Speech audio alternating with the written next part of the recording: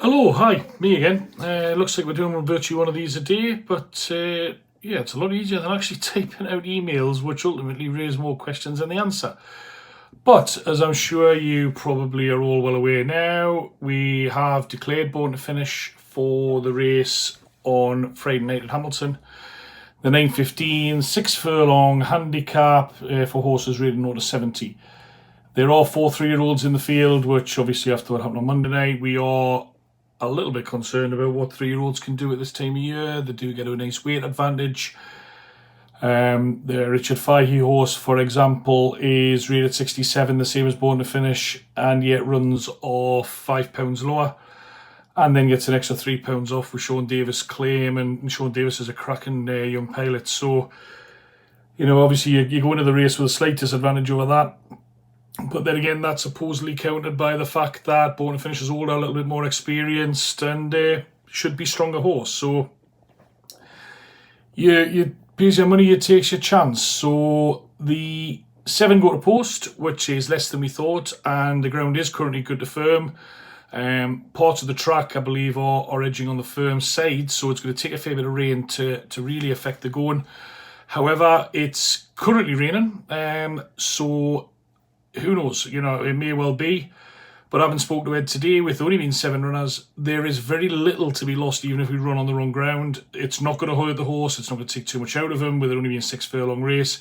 So as long as the ground is safe, he will take his chance. And there was a potentially yesterday, if there'd been 12, 13, 14 runners, and you know there's going to be plenty buffing and buffeting and knocking about, that we might have just swerved it if the ground had gone against it. But he will go. Unless something happens in the next 24 hours in the stable, touch wood, he's going to be there. So a very, very quick look at the race. Poet's Pride is in there, the David Barron horse, who is a very similar profile to Born to Finish in the respect that he appears to be better on turf, better on the weather than he is on turf. Obviously he's running on turf here, but he is also going up and down in distance. Only a 4-year-old on the very best form. I think we've got 2 or 3 lengths on him, but he could have improvement in him. I think David Barron's made a good jockey booking there with Robert Downey. I think he's a jockey I like a lot. Keith Dalglish has got the top weight in. Chucky Dunedin. Very easy to get these horses. They've got a lot of Chuckies, and very easy to get the different ones confused. But this particular one has ran at a higher level, and is coming into this race off the back of a reasonable run last time, but he is kind of handicapped to the best of his turf form. Jordan Electrics has won at course and distance, but it was a very falsely run race. It got the run of the race from the front. It didn't follow that up, and then it didn't run great last time. But it's obviously got that bit of track form. Then you're down at the David O'Mara horse, again, penultimate run at 1. The form of that hasn't really worked out. Wasn't great last time, and again, they seem to be a little bit undecided on trip. And then there's the Richard Fahey horse, which absolutely scooted up before finishing second to Chitra of Mr. Kubler's, in a race where the two of them pulled a little bit away, but it was very different ground than what it's forecast to be at Hamilton. Last time went back on the old weather and just didn't really perform. So there's kind of none of them going into this race in red hot form, other than the Andrew Hughes horse. And bizarre as it sounds, its name is hidden behind. There is 26th Street, which won last time out over course and distance. But in a race where they went unbelievably quick up front, it looked beaten at the 2 furlong marker, and it stayed on past them and won relatively comfortably in the end, I think. It is carrying a £6 penalty, but it has been raised £6 by the handicapper, so it is running off the right mark in reality, because it's gone up 6 for its win, so the penalty and the mark is one and the same. I'm not overly impressed with that horse. However, it was its first run of handicap. It is a 3-year-old. It is owned by a crew who absolutely strive for winners at Hamilton. They have all sorts of winners at Hamilton, all of the time. It's very rare there's a meeting without these guys going close.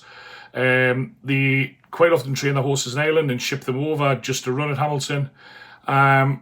and Tag O'Shea's riding it, who's a good pilot. So it's, at the end of the day, 7 runners, they're all rated 69, 68 or 67. Very, very tight little race. The one thing that we have that none of them have is that Born to Finish is £9 well in on his turf form. So even with this weight advantage the 3-year-olds have, technically, if you take a line from turf to all-weather form, Born to Finish is well in. If you can break well and you can get a nice place in a race where there will be some speed but not too much of it, he could just be that little bit classier than the horses he's up against. He's got to prove it. But we'll have a proper chat with Ed and come back to you with a little bit more information tomorrow.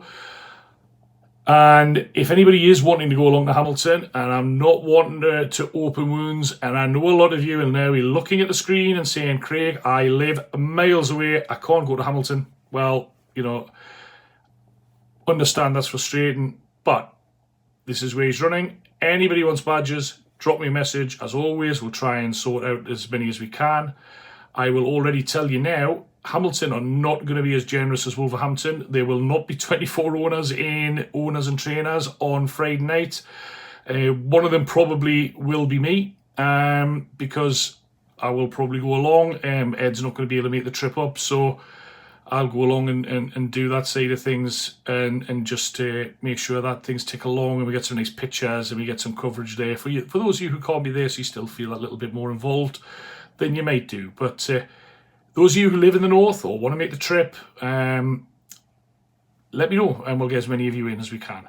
But as always, questions are welcomed and we can look forward to Friday, I think, with some optimism.